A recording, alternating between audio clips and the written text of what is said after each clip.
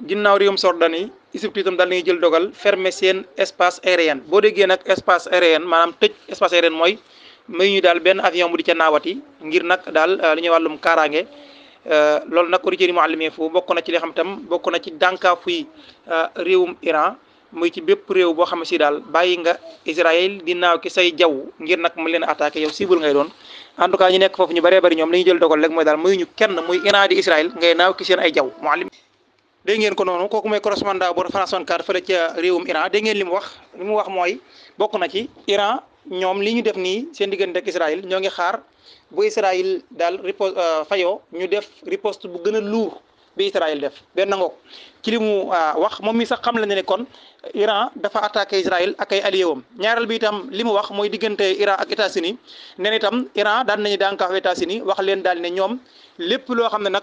États-Unis wala bokk wax na États-Unis daal ne ko ñoom bu ñu duggee ci guerre bi nañu xam ne kon seen base militaire yi nekk ci Moyen-Orient bi dafa daal kon nekk ay cible légitime maanaam bu États-Unis duggee ci guerre bi rek Iran itam daañu attaqué base militaire américaine yi nekk ci Moyen-Orient bi loolu tax xam ngeen ne kon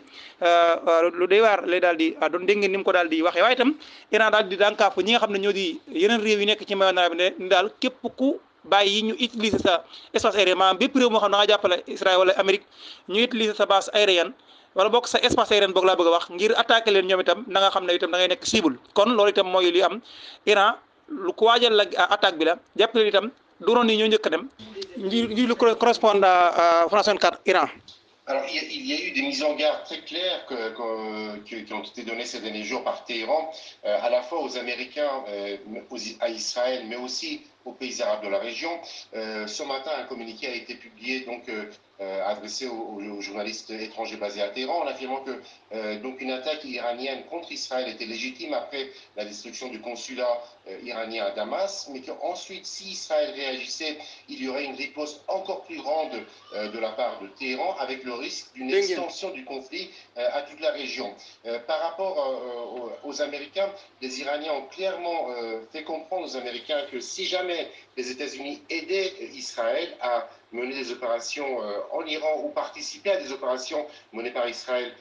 contre l'Iran, à ce moment-là, les bases américaines dans la région, en particulier en Syrie et en Irak, mais aussi dans d'autres régions, notamment des pays arabes du Golfe Persique, seraient des cibles légitimes pour Téhéran et que l'Iran n'hésitera pas à s'en prendre à ces bases. Donc un conflit beaucoup plus généralisé. Et par rapport aux pays arabes de la région, Téhéran a lancé des avertissements, notamment l'un des hauts gradés de l'armée iranienne, en affirmant que si jamais ces pays arabes ouvraient leur espace aérien aux avions israéliens ou américains pour attaquer l'Iran, eh bien ces pays-là seront également considérés comme des cibles légitimes. Ce qui veut dire qu'il y a eu des mises en garde, des avertissements depuis plusieurs jours,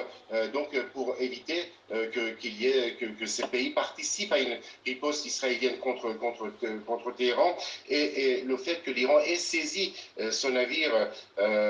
marchand cet après-midi est aussi un avertissement, un signe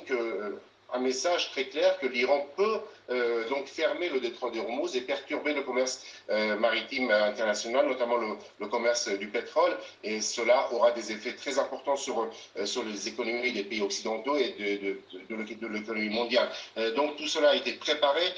pour qu'on évite une réaction de la part des États-Unis, par exemple, pour frapper l'Iran. dégg ngeen ko noonu kooku mooy correspondant bu France 24 fële ca réewum Iran dégg ngeen li mu wax mooy bokk na ci Iran ñoom li ñu def nii seen diggante ak Israël ñoo ngi xaar bu Israël daal riposte fayoo ñu def riposte bu gën a lourd bi Israël def benn ngoog ci li mu wax moom mi sax xam la ne kon Iran dafa attaqué Israël ak ay allié wam ñaareel bi itam li mu wax mooy diggante Iran ak États-Unis nee itam Iran daan nañu dànkaafu États-Unis wax leen daal ne ñoom lépp loo xam ne nag États-Unis wala bokk wax na États-Unis daal ne ko ñoom bu ñu duggee ci guerre bi nañu xam ne kon seen base militaire yi nekk ci Moyen-Orient bi dafa daal kon nekk ay cible légitime maanaam bu États-Unis duggee ci guerre bi rek Iran itam daañu attaqué base militaire américaine yi nekk ci Moyen-Orient bi loolu tax xam ngeen ne kon